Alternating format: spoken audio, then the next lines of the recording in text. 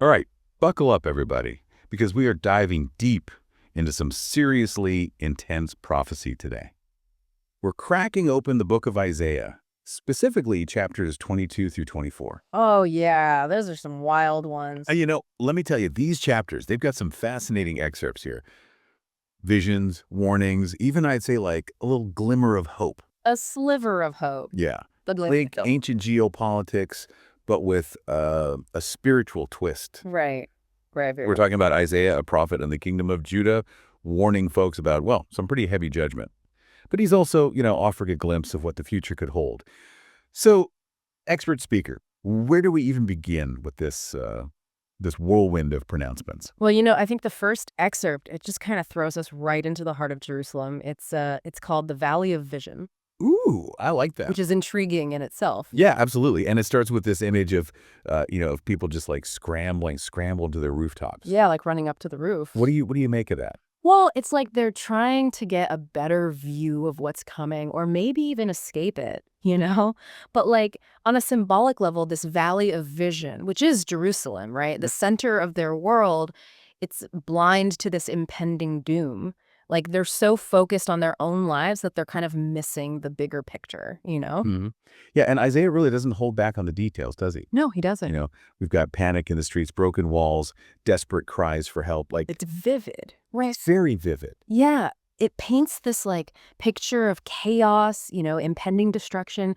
But what's really striking to me is how they try to deal with it. Yeah. They're gathering weapons, fortifying walls, stockpiling water. Right. They're relying on their own strength, their own like human efforts instead of turning to God. Right, putting all their faith in those external defenses. And then there's this, I don't know, almost jarring contrast. Yeah. People are feasting, they're drinking, seemingly oblivious to the danger that's like closing in all around them. Totally. And I think it speaks volumes about their spiritual state, like apathy, denial, maybe even a desperate attempt to just like distract themselves from the looming threat. Yeah, They've kind of lost sight of what truly matters. right. And then Isaiah shines the spotlight on this official Shebna. Tell me about this guy. Okay, so Shebna, Yeah. he kind of represents like a lot of what was wrong with Judah's leadership at the time. He's more focused on building himself this like lavish tomb Wow. than serving the people. Self-preservation over the well-being of the nation. A classic case of like misplaced priorities. Yeah. It's a pretty stark contrast to Eliakim, who steps in to replace him. Right. Talk about a shakeup. So what's the significance of that? Well, I think Eliakim's appointment is a sign of God intervening, like setting things right. He's given the key of the house of David, which in Jewish tradition like symbolizes authority to govern and protect. He's described as this like peg in a firm place, someone who brings stability and order. But what's interesting to me is like this imagery evokes a sense of hope, but also this like sense of responsibility. Yeah, it's like God is saying, okay, here's a leader you can trust, someone who'll guide you through these troubled times. But then Isaiah throws in this curveball. Even this, seemingly secure peg will eventually give way. What are we to make of that? It's a powerful reminder, I think, that even the best human leaders, they're ultimately limited. They can't provide ultimate security Mhm. or salvation. Right. It kind of foreshadows the eventual fall of Jerusalem. Right. So it's not enough to simply rely on a good leader. Like Yeah. there's a deeper message here about where our true hope should lie. Exactly. It's a call to place our trust in something, beyond human strength, beyond political systems. Yeah. This whole section is like a microcosm of Judah's situation. A city in chaos, corrupt leadership, a glimmer of hope, and ultimately a reminder that, true security comes from somewhere else entirely. It's a lot to unpack, but it looks like Isaiah is taking us on a journey to another city in the next excerpt, Yeah. Tyre. Tyre. Yeah. What can you tell us about this powerful Phoenician city? So Tyre was like a major player in the ancient world. Think ancient Venice, but with a monopoly on purple dye. Oh, wow. They were known for their trade, their maritime dominance. They were a hub connecting continents, Mhm. but they were also known for, their pride and their Exactly. pursuit of wealth. Right. And Isaiah, he doesn't paint a very pretty picture of Tyre's future, does he? No, he doesn't. It's the lament over Tyre's destruction it's filled with like vivid imagery, ships wailing, harbors silent, Yeah. this like eerie stillness where once there was this bustling activity. Yeah. You could almost feel the weight of that devastation. Yeah. What happened? Why this sudden shift in focus to Tyre? Well, Isaiah is like, he's drawing a parallel here, right? Mm-hmm. Just like Jerusalem, Tyre faces judgment. Okay. And if we kind of dig a little deeper, we see that the reasons are like connected. Okay. Jerusalem's downfall was linked to, their turning away from God, relying on their own strength Right. instead of seeking his guidance. Tyre seems to have fallen into the trap of, pride, Mm-hmm. materialism, placing their faith in their wealth and their own power. So it's not just about the physical destruction of a city, but the spiritual consequences of losing sight of what truly matters. Right. And it's interesting how Isaiah highlights the impact of Tyre's fall, like on other nations, right? Egypt's in anguish, the merchants of Sidon are devastated. It's a reminder that we're all interconnected, even in the ancient world. Exactly. The actions of one nation, they can have ripple effects across the globe. Oh, absolutely. And what's really fascinating here is that Isaiah doesn't just like leave us with this image of complete devastation. Right. He offers a glimmer of hope, Oh, yeah. even for Tyre. He speaks of their eventual return after 70 years. There's that number again. We saw it with Jerusalem too. Right. It seems like 70 years is a significant period in like prophetic terms. Well, it seems to be, yeah. And it's not just about like rebuilding a city, right? Tyre's return comes with like a condition. They must focus on serving God's purposes. So there's a lesson there, even in the midst of judgment. It's never too late to turn back, to find, a new purpose, Right. a new way of being in the world. Yeah. But it looks like we're about to shift gears again. And this time, things are going, I'd say, global. Yeah. We're talking about judgment on the entire earth. This is where I think things get really, really intense. Yeah. The scope widens dramatically in chapter 24. Isaiah, again, doesn't hold back on the details, painting this like sweeping vision of devastation. No kidding. We've got the earth laid waste. It's twisted. Its inhabitants are scattered. It sounds apocalyptic. Is this the end of the story? Well, the imagery is definitely meant to evoke a sense of like complete upheaval, Yep. chaos. It's a consequence of humanity's violation of God's laws Mm-hmm. and covenant. Can you unpack that a little bit? What do you mean by like God's laws and covenant? Sure. So God establishes a covenant with his people, or like an agreement, right? Mhm. He promises blessings and protection, but it comes with like conditions. The people are expected to live according to his laws, which are meant to like guide them toward a life of justice, righteousness, ultimately a deeper relationship with him. Right. So when Isaiah speaks of judgment, it's not about God being vengeful or punishing people for the sake of it. Right. It's a consequence of breaking that covenant, Hmm. of straying from the path that leads to, life and flourishing. Right. And this judgment, this devastation, it impacts everyone, doesn't it? Yeah. It's not limited to one nation or one group of people. Exactly. Isaiah emphasizes the universal impact, societal collapse, economic upheaval, nature itself, like mourning. Wow. It's this picture of the world like turned upside down, Mm. a world reaping the consequences of its actions. Yeah, some of the images he uses are really striking. New wine mourning, Right. joy turning to gloom, a city gate battered to ruins. Yeah. These images, they really stick with you. Yeah, they're designed to, I think, convey the depth of the devastation, Mhm. the profound sense of loss that comes with rejecting, God and his ways. Right. But even in this vision of global judgment, there's a glimmer of hope. Mm. Isaiah points us towards a future where God reigns on Mount Zion, Right. his glory revealed. So even in the midst of all this chaos and destruction, there's a promise of something else, something better. Mm. What does that look like? What does it mean for God to reign on Mount Zion? Well, Mount Zion, it kind of represents the dwelling place of God, the center of his presence and authority. It symbolizes the establishment of God's kingdom, like a realm where his justice and righteousness prevail. Right. So it's not about simply like hitting the reset button Right. and going back to the way things were. Exactly. It's about something new and better. Yes.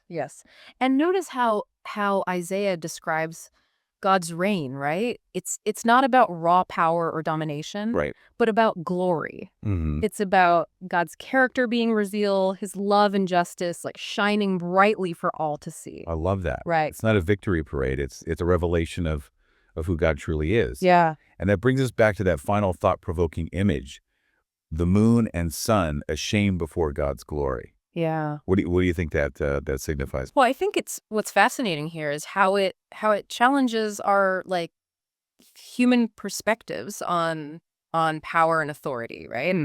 We often associate the sun and the moon with like celestial power, these forces beyond our control. Right. But Isaiah is saying that even these like cosmic entities, Yeah. they'll be humbled before the true source of power and glory. It's a powerful reminder that all power ultimately belongs to God, Yeah. and even the greatest human achievements are nothing compared to His glory. Exactly. It's an invitation to reevaluate our own priorities. Hmm. What do we consider to be truly powerful and glorious? Hmm. Where do we place our trust and allegiance? Yeah. These are questions that Isaiah's visions challenge us to consider even today, centuries after they were written. Right. So we've journeyed through these prophecies of judgment and restoration. Yeah. We've encountered corrupt officials, whaling ships, even a glimpse of rebellious angels. It's been intense.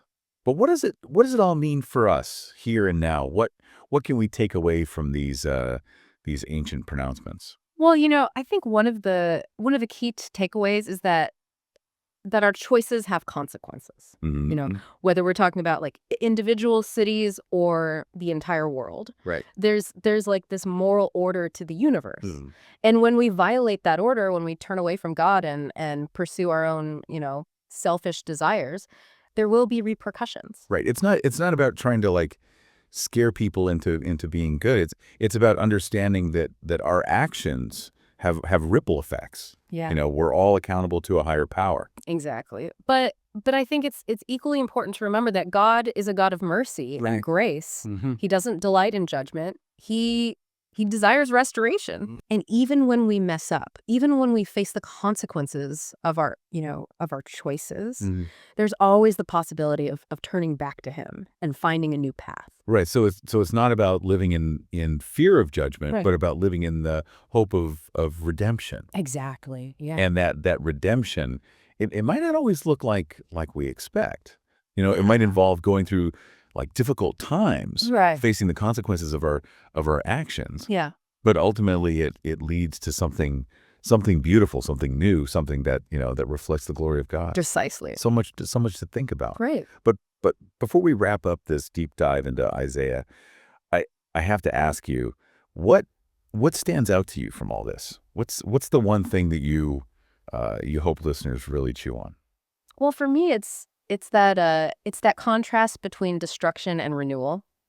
Isaiah doesn't sugarcoat the consequences of rejecting God, Right. but he also offers this like incredibly powerful vision of hope. Yeah. It's a reminder that no matter how bleak things might seem, God is always working to restore Hmm. and redeem. It's almost like a call to action, isn't it? Right. Not just to avoid judgment, but to actively participate in that process of renewal, to be part of, building a better future. Absolutely. And that future isn't some like far off ethereal concept. It Mhm. starts with us. Right. Here and now. Yeah. The choices we make. Right. The values we embrace, the way we treat each other, all of that like contributes to either the cycle of destruction or the path of restoration. Right. So it's about personal responsibility, Yeah. but also about, collective action. Yes. We can't just sit back and wait for God to fix everything. Right. We have a role to play in bringing about that transformation. Exactly. And that's what makes these like ancient prophecies so relevant today. Mm. They're not just about predicting the future, Right. They're about challenging us to examine our present and to choose a different path, a path that leads to life, to hope, to the full revelation of God's glory. Well said. And on that note, I think it's time for us to wrap up this deep dive into the book of Isaiah. It's been a journey, filled with intense emotions, thought-provoking imagery, and ultimately a message of hope and resilience. Yeah, and I hope it's left you with plenty to ponder Hmm. as you navigate your own journey. Right. Thanks for joining us on this deep dive, and we'll see you next time for another fascinating exploration of ideas that matter. Until then, keep seeking, keep questioning, and keep diving deep. Absolutely. All right, we'll see you later. See you later. You know, it's fascinating how these pronouncements about these specific cities, Jerusalem and Tyre, they they bookend this whole vision of global judgment. Right, it's like zooming in and then pulling back to see the whole picture. Yeah, exactly. And in both cases, we see this emphasis on consequences of pride and materialism, whether it's Shebana building his extravagant tomb or the merchants of Tyre, amassing wealth at the expense of others. It really makes you think about like what we value in our own lives, doesn't it? Yeah. What do we prioritize? Where do we place our trust? And that's where the vision of restoration becomes so powerful. Mm. Because even amidst all this devastation, Isaiah reminds us that God is still sovereign. Wow. He's still in control, and he has a plan for ultimate renewal. Yeah, it's like that light at the end of the tunnel you always hear about. Great. But what does that restoration actually look like? I mean, we've got this image of God reigning on Mount Zion. What does that mean in like practical terms? Well, it points to the establishment of God's kingdom, right? A realm where justice and righteousness prevail. Hmm. It's a vision of a world transformed, healed, and reconciled. So it's not about simply like hitting the reset button and going back to the way things were. Right. It's about something new and better. Yes, and notice how Isaiah describes God's reign, right? It's not about, raw power or domination, but about glory. Right. It's about God's character being revealed, Yeah. his love and justice shining brightly for all to see. I love that. It's not a victory parade. It's a revelation of who God truly is. Yeah. And that brings us back to that final thought-provoking image, the moon and sun ashamed before God's glory. All right. What do you think that signifies? Well, what's fascinating here is how it challenges our human perspectives on power and authority, right? We often associate the sun and the moon with celestial power, these forces beyond our control. Right. But Isaiah is saying that even these cosmic entities, they're humbled before the true source of power and glory. Right. It's a powerful reminder that all power ultimately belongs to God. Yeah. And even the greatest human achievements, they're nothing compared to his glory. Exactly. And it's an invitation to reevaluate our own priorities. Mm-hmm. What do we consider to be truly powerful and glorious? Where do we place our trust and allegiance? Mm. These are questions that Isaiah's visions challenge us to consider, even today, centuries after they were written. So we've journeyed through these prophecies of judgment and restoration. We've encountered corrupt officials, wailing ships, even a glimpse of rebellious angels. Right. It's been intense. But what does it all mean for us here and now? What can we take away from these ancient pronouncements? Well, I think one of the key takeaways is that our choices have consequences. Mm-hmm. Whether we're talking about individuals, cities, or the entire world, there's this moral order to the universe. Mm. And when we violate that order, when we turn away from God and pursue our own selfish desires, Right. there will be repercussions. Right. It's not about trying to scare people into being good. No. It's about understanding that our actions have ripple effects. Yeah. And we're all accountable to a higher power. Exactly. But I think it's equally important to remember that God is a God of mercy and grace. Right. He doesn't delight in judgment. Hmm. He desires restoration. And even when we mess up, even when we face the consequences of our choices, there's always the possibility of turning back to him and finding, a new path. Right. So it's not about living in fear of judgment, but about living in the hope of redemption. Exactly. And that redemption, it might not always look like we expect. Right. It might involve going through difficult times, facing the consequences of our actions. Yeah. But ultimately, it leads to something beautiful, something new, something that reflects the glory of God. Yeah. So much to think about. But before we wrap up this deep dive into Isaiah, I have to ask you, what stands out to you from all this? What's the one thing you hope listeners really chew on? Well, for me, it's the contrast between destruction and renewal that really stands out. Isaiah doesn't sugarcoat the consequences of, rejecting God, Right. but he also offers this incredibly powerful vision of hope. Yeah. It's a reminder that no matter how bleak things might seem, God is always working to restore and redeem. It's almost like a call to action, isn't it? Yeah. Not just to avoid judgment, but to actively participate in that process of renewal, Hmm. to be a part of building a better future.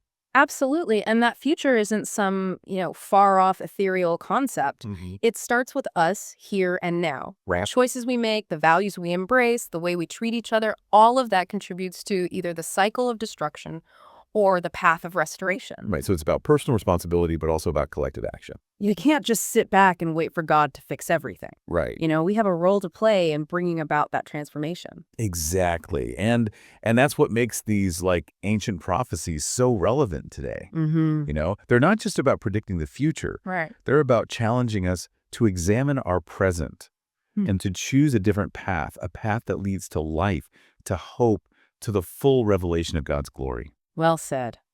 And on that note, I think it's time for us to wrap up this deep dive into the book of Isaiah. It's been a journey filled with, intense emotions, thought-provoking imagery, and ultimately a message of hope and resilience.